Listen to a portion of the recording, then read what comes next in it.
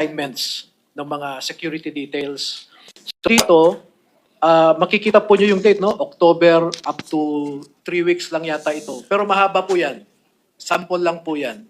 Meron din pong schedule ang mga naka-assign kay Congressman Saldico, sa asawa niya, sa mga anak niya. May mga naka-assign din sa mga media operators nila. No? Meron pong na-assign dito sa 2 operators yata. No? So ito lang po, sample lang po yan, Senator. So hindi pala to parang may sundo, talagang binantayan yung mga foreigner na allegedly taga-ICC. Can we start with that, yung sinabi nyo kanina, as much as possible details and names, no?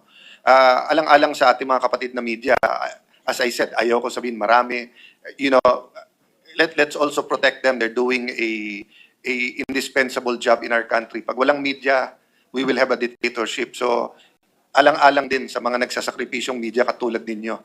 Yung mga operators na yon, kung mababanggit nyo, banggitin nyo. Para mahiya naman sila kung totoo talaga. No? But details matter. So ilan meetings yon, saan? Personal knowledge only, please.